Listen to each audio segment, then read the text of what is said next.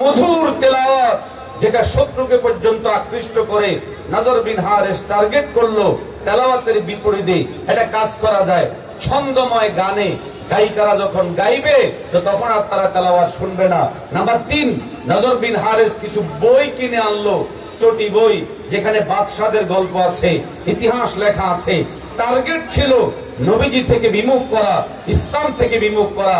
মোহতারাম হাজরিন, একটু করে মিলায় নেন তো, আজকে আমাদের দেশে গান প্রমোট হচ্ছে রাষ্ট্রীয়ভাবে। টার্গেট তারা জানে ইসলামকে রোধ করতে হলে গানকে এখানে প্রমোট করতে হবে রাষ্ট্রীয়ভাবে।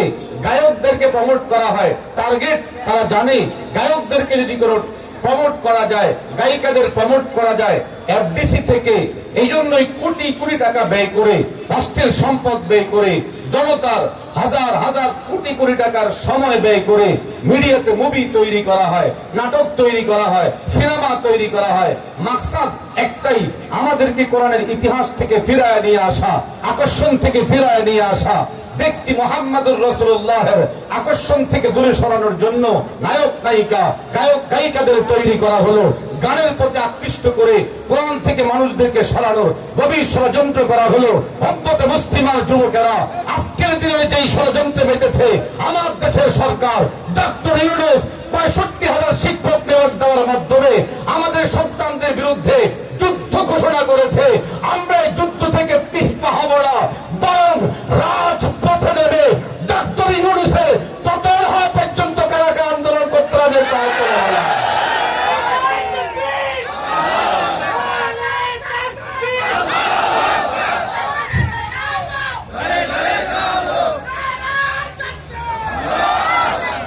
মোহতারাম হাজিরিন, আমার অত্যন্ত শ্রদ্ধেয় আলোচক মুফতি আমজাদ হোসেন আশরাফী সাহেব চলে এসেছেন। এই জন্য আমি আর কথা না বাড়িয়ে আলোচনার সারমর্মটুকু আপনাদের সামনে বলছি। আল্লাহ আমাদেরকে আদর্শ হিসেবে দান করেছেন মুহাম্মদুর রাসূলুল্লাহ সাল্লাল্লাহু আলাইহি ওয়াসাল্লাম। নবীজির আদর্শকে সামনে রেখে আমাদের আগাতে হবে। বেঈমান ও কুফফাররা ইসলামের বিরুদ্ধে দুভাবেই ষড়যন্ত্র করছে। 1, দৃশ্যমান ষড়যন্ত্র, 2, অদৃশ্য ষড়যন্ত্র। আমার আলোচনার ফোকাস ছিল অদৃশ্য এই ষড়যন্ত্র, যেটা আমাদের শিক্ষা ব্যবস্থার মাধ্যমে তারা বাস্তবায়ন করতে যাচ্ছে। আপনারা আমরা যদি সতর্ক না হই, সচেতন না হই, সাবধান না হই, সেই দিন বেশি দূরে নয় যেই দিন প্রতিটা প্রতিষ্ঠান থেকে নাস্তিক মুরতাদ বেঈমান তৈরি হবে। আমরা কি এটা সহ্য করব? যদি বলেন সহ্য করব, বরং এই মুহূর্তে আমাদের দরকার। কথা পরিষ্কার, কি হবে না হবে ভিন্ন জিনিস। এত বড় অন্যায় আমরা সহ্য করতে পারবো না। নিজের চোখের সামনে আমাদের প্রজন্ম ধ্বংস হয়ে যাবে, আর আমরা চোখ বন্ধ করে থাকবো, এটা হতে পারে? আল্লাহ আমাদেরকে সহি বুঝদান করেন, আমিন। ওয়া আখিরু দাওয়ানা আলহামদুলিল্লাহি রাব্বিল আলামিন। আলহামদুলিল্লাহ, অত্যন্ত ধন্যবাদ, শুকরিয়া জানাচ্ছি বাংলাদেশের একজন অন্যতম আলোচক, তারুণ্যের অহংকার, জাতীয় উলামা শায়খ আইম্মা পরিষদের কেন্দ্রীয় যুগ্ম সাধারণ সম্পাদক হযরত মাওলানা মুফতি শামসুদ্দোহা আশরাফী হাফিজাহুল্লাহকে অত্যন্ত গুরুত্বপূর্ণ আলোচনা পেশ করে আমাদেরকে শুনিয়েছেন। বিশেষ করে শিক্ষার বিষয়ে যে কথাগুলো তিনি বলেছেন, আমরা সরকারকে আহ্বান করব এরকম জিনিস সিদ্ধান্ত নেবেন না যে সিদ্ধান্তের কারণে বাংলার জনগণ আবার আপনাদের উপর ক্ষেপে ওঠে। আমরা চাই 65,000 গ্রামে প্রত্যেকটা জায়গায় জায়গায় একটি করে মক্তবের মতন চালু করতে হবে ইনশাআল্লাহ, এবং প্রত্যেকটা স্কুলে স্কুলে একজন করে ধর্মীয় শিক্ষক আবশ্যকভাবে নিয়োগ দিতে হবে। কথা বলেন ঠিক কি ঠিক না? ধর্মীয় শিক্ষক ব্যতীত কোনো স্কুল আর চলবে না। কথা বলেন ঠিক কি ঠিক না? প্রিয় উপস্থিতি, ইসলামী আন্দোলন বাংলাদেশ মুজাহিদ কমিটি ও নারায়ণগঞ্জ জেলার উদ্যোগে আজকের এই বিশাল ওয়াজ ও দোয়ার মাহফিলে অত্যন্ত গুরুত্বপূর্ণ নসিহত পেশ করবেন কৃষ্ণনগরের অত্যন্ত সুনামধন্য এক চেয়ারম্যান। একটা সময় মানুষ বলতো হুজুররা রাষ্ট্র পরিচালনা করতে পারবে না, ইউনিয়ন পরিষদ তারা পরিচালনা করতে পারবে না।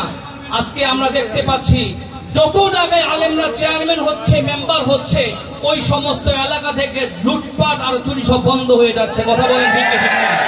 যত জায়গায় আলেমরা চেয়ারম্যান হবে, মেম্বার হবে, এমপি হবে, মন্ত্রী হবে, সেই সমস্ত জায়গায় চাল চোর, ডাল চোর, গম চোর কিচ্ছু থাকবে না। কথা বলেন ঠিক কি ঠিক না? এরকম একজন চেয়ারম্যান চেয়ারম্যান এখন আমাদের সামনে বসা আছে, যার কলমের মধ্যে রয়েছে ক্বালা ক্বালা রাসূলুল্লাহ সাল্লাল্লাহু আলাইহি ওয়াসাল্লাম। ভাই মাইক্রো ঠিক করেন। যার লিখনিতে আমি যার লেখা সব সময় পড়ি, আমরা আমাদের সাথে ফেসবুকে অ্যাড আছে, মুফতি আমজাদ হোসেন আশরাফী হাফিজাহুল্লাহ। এমন কলমের তার গুণ এবং ধার, যার কলমের ধারের কারণে বাতিলরা পুরো আতঙ্কগ্রস্ত হয়ে যায়। আলহামদুলিল্লাহ। যার লিখনির মধ্যে এমন নূর রয়েছে, যার লিখনির কারণে মাঝে মাঝে সেই তাসলিমা নাসরিন পর্যন্ত তারা কেঁপে উঠে বলেন আলহামদুলিল্লাহ। আজকে আমাদের সামনে বসে আছেন সেই কৃষ্ণনগরের সুনামধন্য চেয়ারম্যান, একজন আলেম, একজন মুফতি, একজন মুহাদ্দিস। এখন আমাদের সামনে গুরুত্বপূর্ণ নসিহত পেশ করবেন হযরত মাওলানা মুফতি আমজাদ হোসেন আশরাফী। হযরত মাওলানা মুফতি আমজাদ হোসেন আশরাফী, চেয়ারম্যান কৃষ্ণনগর ইউনিয়ন পরিষদ। হযরতকে তার গুরুত্বপূর্ণ আলোচনা নসিহত পেশ করবার জন্য মাহফিল ইন্তেজামিয়া কমিটির পক্ষ থেকে বিশেষভাবে অনুরোধ জানাচ্ছি। আসসালামু আলাইকুম ওয়া রাহমাতুল্লাহি ওয়া বারাকাতুহু।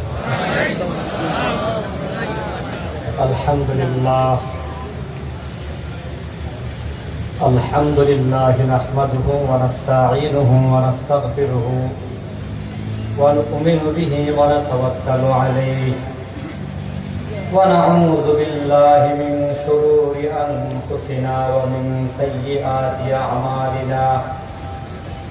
من يهد الله فلا مضل له ومن يضلل فلا هادي له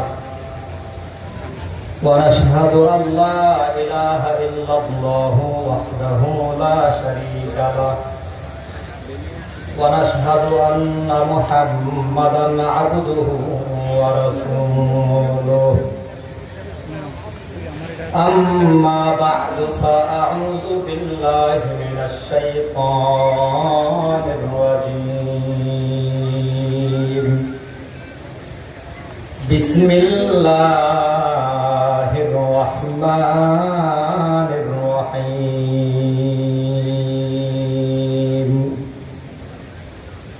واعتصموا بحبل الله جميعا ولا تفرقوا. وقد قال النبي صلى الله عليه وسلم المسلمون كرجل واحد أو كما قال النبي عليه الصلاة والسلام. সবাই মহব্বতে দুরূদ শরীফ পড়ি। আল্লাহুম্মা সাল্লি আলা মুহাম্মাদ ওয়া আলা আলি মুহাম্মাদ كما صليت على إبراهيم إنك حميد مجيد. اللهم بارك على محمد وعلى آل محمد كما باركت على إبراهيم وعلى آل إبراهيم إنك حميد مجيد. الحمد لله. ইসলামী আন্দোলন নারায়ণগঞ্জ জেলা শাখা কর্তৃক আয়োজিত আজকের এই ঐতিহাসিক জলসার মোহতারাম শ্রদ্ধাভাজন সম্মানিত সভাপতি,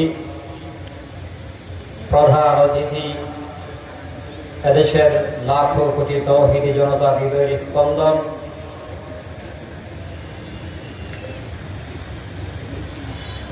মোহতারাম আমির মহোদয়, অল্প সময়ের ভেতরেই মঞ্চে আসবেন, কথা বলবেন। অসংখ্য ওলামায়ে কেরাম আগমন করেছেন, মুরব্বী বাবারা, যুবক বন্ধুরা, পর্দার আড়াল থেকে শুনতেছেন, শ্রদ্ধেয়া সম্মানিত মা ও বোনেরা, সকলেই আল্লাহ পাকের শুকর আদায় করি, বলি আলহামদুলিল্লাহ।